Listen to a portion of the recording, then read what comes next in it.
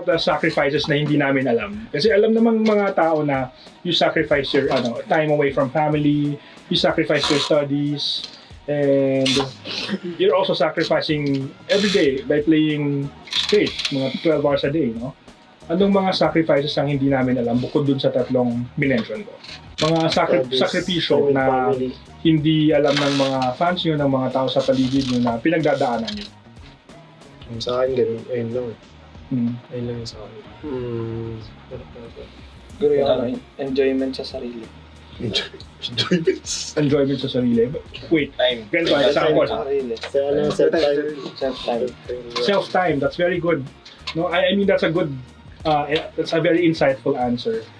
Kasi, for example, dati yung ka-teammate si Carl TZ, sinagot niya sa akin, ang pinaka nanghihinayang siyang sakripisyo niya is yung youth niya. Kayo rin ba, for example, hindi siya nakapag-hangout, hindi siya nakapaggala with friends or with kapitbahay, with classmates, naramdaman niyo rin ba yun? Opo, ganun din. Sa akin, ganun din po. Kasi, since 2018 pa ako ano na buhay ko na lang, bootcamp bootcamp, tas tournament, tas yun, since like 2018 pa. So, yung circle of friends ko, nagre-revolve na around sa esports. Parang sa akin ganun din. Kasi yung mga friends ko outside esports, parang medyo manas sila, out of touch. Tsaka hindi na sila masyado na nakapag-hangout. Tsaka hindi na sila nakapag-catch up. Marami rin talagang times na parang gusto kong at least may time na para talaga mapag-meet sa friends. Pero gusto nyo rin naman yung ginagawa niyo. Parang yun na talagang sacrifice. Sports din naman. May mga panghihinayang bang sana nakapaggala din ako dati nung bata pa? Siguro yung pag-aaral lang. Minsan naisip ko parang Bumalik kaya. parang gusto ko gusto ko pa rin yung makatapos, gano'n, gusto ko pa rin ma-experience yung college life, gano'n. Yun lang siguro yung pinakamalaking sacrifice na naisip ko. Naisip mo pa player bang? ka. Oo. Kasi siyempre pag ML player ka, dapat focus ka talaga eh. Especially pag gusto mo mag-world champion, gusto mo mag-abutin yung mga hindi ka na talaga hindi mo talaga, mahirap talaga ipagsabay eh, gano'n. Yun yung mawawala din sa'yo. Give and take lang eh. Kanyari, kung pinili mo mag-aral, mawawala yung pag-email mo. Parang feel ko, di na talaga siya either isa mawawala sa kanila. Pagkatapos ng M2, kinalimutan na kayo ng mga tao. Parang wala nang umasang mananalo ulit kayo. Anong naramdaman nyo nung time na yun? Na sobrang mediocre na lang yung AP Bren nun. Hindi naman namin kailangan ng maraming tao sumusuporta eh. Kahit isa, dalawa, okay na yun. Kasi totoo lang, konting push lang naman yung kailangan ng mga bata eh. To come back. So, yun. I think that's why I feel about that. So, kayo naman, yung mga players, Kyle, Go. Flap. Go lang na. Ang dalawa mo. Nung sa M2, walang tiwala na yung mga tao. Wala season 10, wala naman. Wala nang flap TC sumisigaw, ganun. Okay lang. Kasi kasalanan ko rin naman kasi parang nagpabaya na rin ako nung that time sa paglalaro eh. Kaya feel ko deserve ko lang din ganun. Paano mo na rekindle yung passion mo for the game? Nung naghihirap na kami. Naghihirap. Ano ba, makain na ba tayo? Pag-usapan natin yung anong nangyari sa'yo? After M2, ang dami yung pera. Naubos mo lahat yun? Hindi ko po naubos lahat. Inipon ko lang. Yung Aximo. Hindi ko po naubos lahat yun. Ngayon. Anong mga excited kayong paggastosan ng mga prize winnings nyo? Mga luho? Tingin ko sa mga luho ko talaga computer parts. Tsaka mga groceries. Especially groceries kasi nung mga bata kami, bitin kami sa mga ganun eh. So wala na yung mga chicheria, mga yung paborito. Yung unahin talaga namin. Kaya pala. Ano yung pakita ko sa'yo mamaya? Ikaw naman, Flap. Wala po akong mga luho eh. Hindi po ako mahilig sa mga bagay-bagay. Siguro pagkain lang. Grabe Adidas na shits mo ah. Halata naman eh. Adidas na glasses. Pagkain lang siguro. Ano to? Ito tong Adidas na glasses. Wala yung friend eh. Sweet yan friend eh. Adidas na glasses. Luho. Yung frame niya ng Adidas. Kailangan to eh. Kailangan. Bakit kailangan yan? Bakit kailangan? Pwede na Adidas pa. Di ko alam, si mama ko pumili na ito. Bakit kailangan? Explain mo. Wala daw luho. Parang iklino. Malabo mata ko eh. Malabo pala. Ikaw kailan? Ito maluho. Sa akin po, sapatos lang po. Sapatos. Bata ko, wala akong sapatos eh. Siguro, yun naman lang yung makakakulang yung una. Yung una-unang gusto mong bibilin, mawala kayo nung dati. Like what? Nung simula nung nag-bootcamp ako, wala pa kaming pag-i-stay yun eh. Kaya nung nakakuha kami ng condo, inuna ko yung mga gamit. Like yung mga appliances yun. Tsaka grocery din. Dahil sa esports, nakapagpundar ka ng condo. Hindi naman. Ano yun, hati kami ng family namin. Pero wala pang mga gamit yun. There. Parang ano pa lang. Ngayon nag-simula na esports, yun yung parang pinag-iisipan ko lagi. Okay. Marco? Wala eh. Maluho ko. Siguro yung computer parts din. Hindi, in-spoil ko ng sarili ko mga bagay na hindi ko nakakuha dati. Ikaw yun, no? Patanggal ka na ng ano. Ikaw, Hindi yung mga gadgets yan. Gadgets. Ayun, si Mark kasi Busy pa dapat? every time after, next season may dala laging bago eh. Bagong May sapatos din. bagong cellphone, bagong sapatos. Hindi lahat bago eh, Mark. Kapalit-palit ka na headset yan. Ito eh.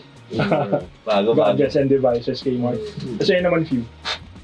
Yung pinalo ko siguro lang yung nung season 2 pa yun eh. After nun bumili ako ng gaming laptop. Yun. Gaming laptop? Kasi talaga ako sa mga laro eh. Tapos dati yung PC namin minsan hindi kaya yung ibang games. Kaya ayun talaga yung pinagtuunan ko ng pansin. Karamihan sa inyo ay breadwinners, no? So, gusto kong malaman, paano nyo sinusuportahan yung families nyo? Like, may pinapaaral ba kayong kapatid? Or nagbibigay ba kayo sa mga magulang nyo regularly? Sa akin ganun. Nagbibigay ng sa bills, tas tumutulong sa mga bills sa bahay, tas ayun, yung pampagawa ng bahay nun, pati tinanong ko si mama dun sa pagbabayad ng family car namin. Nagpapagawa ka ng bahay ngayon? Hindi, nagawa na po. Nagawa na. Tapos, Fully paid. nagbabayad ka rin ng car. Hindi, bayad na rin po. Bayad na rin. Okay Paid to off, okay paid to off na lahat. Business na lang, no? Business, ano business na lang mo? po yung next. I-establish. Ang gusto talaga namin mga paupahan tas mga lupa. Okay. Sino bang gustong sumunod kay Q? Lahat kami gusto din namin yung lupa eh. Tsaka, Lupa, siguro. Maganda talaga lupa eh. investment sa ganun. Lahat naman business-minded eh. Mga Monday, pagdating ko dito, may mga dala-dala kang buhangin. Lahat naman business-minded, mga mahilig Bebenta lang ang lupa. Mahilig sumugal sa buhay. Talaga. Okay lang. Mahilig Kasi sumugal pa sa niya buhay. Legal, kwento Sige kasi mahilig sumugal sa buhay. Nagtitake a risk. 500, no? 500. Yung ginagawa ko po, ako na po yung gumagastos sa lahat ng mga pangangailangan ng kapatid ko sa pag-aaral. Tapos, binibigyan ko na lang ng mga extra income yung magulang ko na sila na po bahala mag-negosyo sa ganito, ganyan. Bibigyan ko na lang po sila. Tapos, ako na rin po yung sumasagot sa bills dati. Pero ngayon po, sila na daw po sumagot kasi nahiya na daw po sila sa akin. Ilan taon yung kapatid mo na pinapaaral? 21 po. 21. So, ikaw nagpapa-tuition sa college? Ako po. Tapos ako rin po yung mga kailangan niya, like mga kailangan niya sa college, mga laptop, gano'n. May mas matanda ka sa kanya, mas bata ka sa kanya. Mas bata. Mas bata po. Okay, ilan ba kapatid mo kayo? 3 po, pero wala na po yung Tatlo? isa. Oh, I'm sorry to hear that. that. Oh. Ako dagdag na ako. Kapatid mo na ako. Panginoon din ako. Okay. Okay, meron pa ba? Ikaw o Jin? Jin. Meron po. Mostly po ako na rin po nagtitake ng bills. Pero tumutulong na rin po sila. Parang titake ko rin po responsibility para second father. Kasi ako po yung panganay sa sa 7 naming magkakapatid. Okay, ba lang? Tapos pinsan mo pa si Vincent. Pinsan ko po. So parang kuya ka rin niya. Ako yung kuya. Ay, ikaw siya. Okay. Tight kami, tight. Tight kayo. Pero tight po kami, tight. Sobrang Ano po, tapos tumutulong rin po sa pagpaparang nila. Mga daily needs sila, gano'n. Ikaw, Vincent, may pinapaaral ka rin mo? Wala, pero Yan kasi, Yeah. yung brother ko, ano eh. Yung brother ko lang pati ako yung iniisip ko ngayon eh. Kasi wala, di ko kasama family ko ngayon. May bukod-bukod na sila eh. Tapos yung mother ko, OFW.